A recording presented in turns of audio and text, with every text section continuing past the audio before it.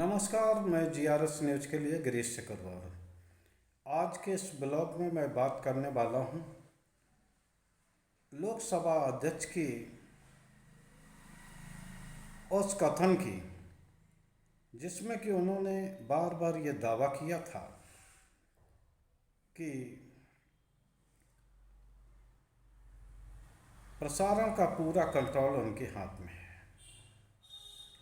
निश्चित तौर पर लोकसभा अध्यक्ष होने के नाते वो लोकसभा के संरक्षक भी हैं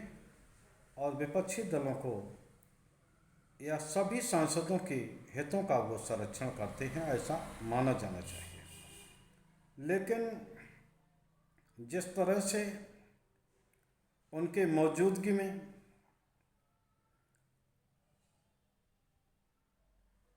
भारतीय जनता पार्टी के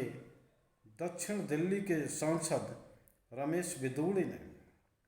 अपने ही कुलीग या यूं कह लीजिए विपक्षी दल बसपा के सांसद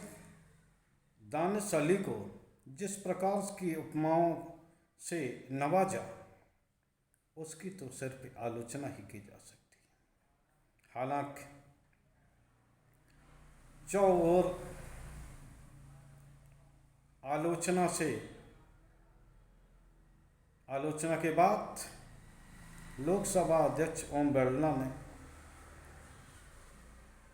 रमेश बिधूड़ी को एक नोटिस दिया है, कारण बताओ नोटिस जिसे आप कह सकते हैं,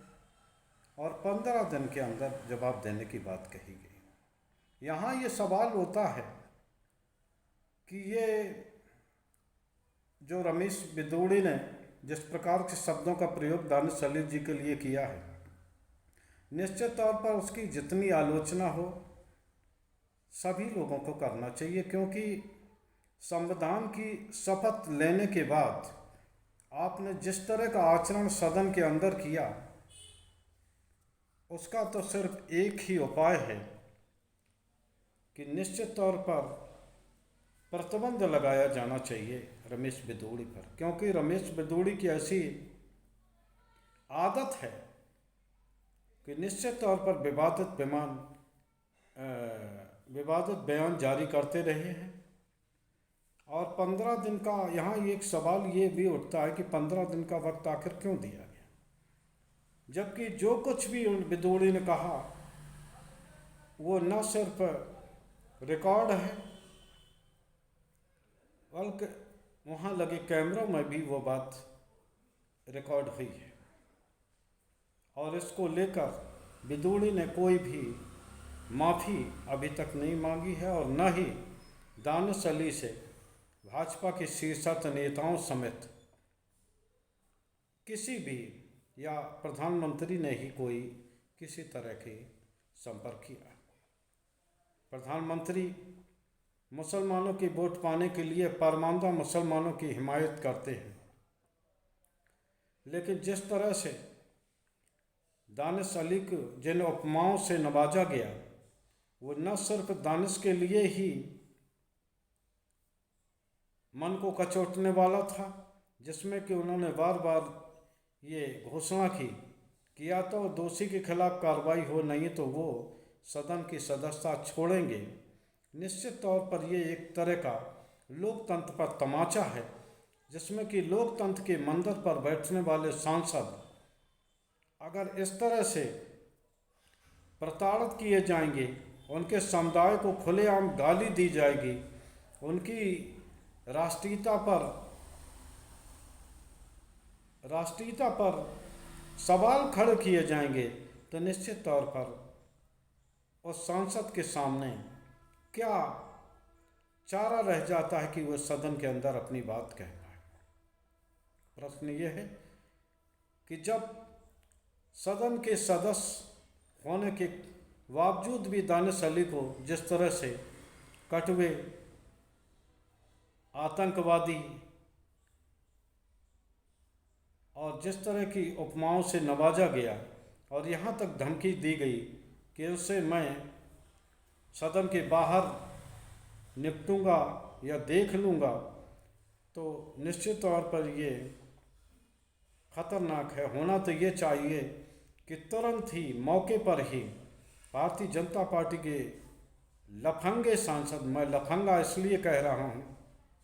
क्योंकि जिस तरह की भाषा की उन्होंने इस्तेमाल किया वो न तो भारतीय जनता पार्टी की भाषा है, न राष्ट्रीय स्वयंसेवक संघ की भाषा है। लेकिन अब आपने देखा होगा 2014 के बाद जिस प्रकार देश की बहुसंख्यक आबादी की दूसरी बहुसंख्यक आबादी के खिलाफ जिस तरह की भाषा का इस्तेमाल मुख्यमंत्री भाजपा के या केंद्रीय मंत्री करते रहे हैं, तो वो ये दर्शाने को काफ़ी है कि रमेश बिदूड़ी को जो ऊर्जा मिल रही है उन इन्हीं बिगड़ैल मंत्रियों और मुख्यमंत्री को बदौलत मिल रही। असम के मुख्यमंत्री हेमंत बिस्वा शर्मा हो या उत्तर प्रदेश के मुख्यमंत्री योगी आदित्यनाथ, किस प्रकार की भाषा का इस्तेमाल ये देश की दूसरी बहुसंख्यक आबादी के खिलाफ करते हैं, वो किसी से छिपा नहीं। जिस तरह धर्म और मजहब के आधार पर एक धर्म विशेष की बहुसंख्यक आबादी को टारगेट किया जाता है, उसकी सिर्फ आलोचना की जानी चाहिए। 15 दिन का वक्त दिया है लोकसभा अध्यक्ष को,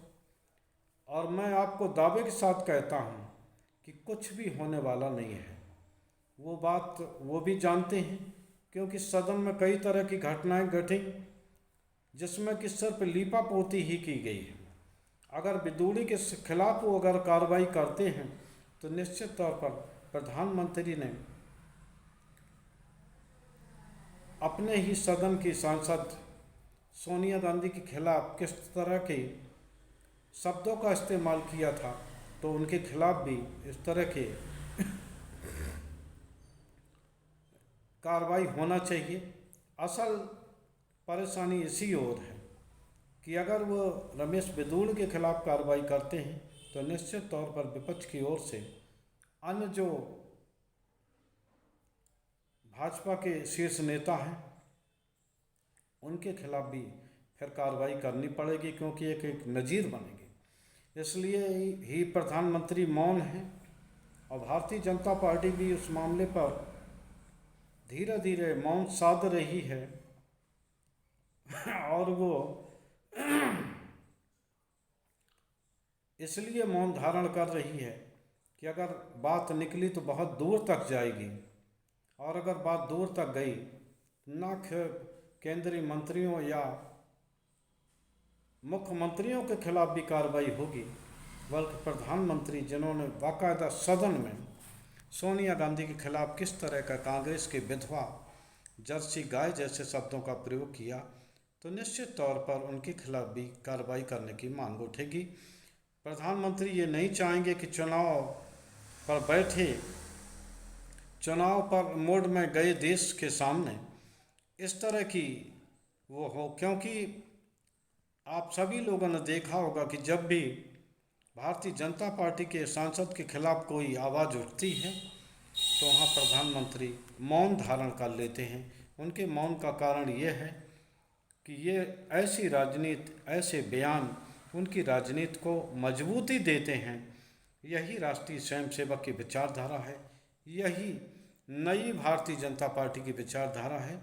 आज के ब्लॉग में बस इतना ही। ये आप तय मान लीजिए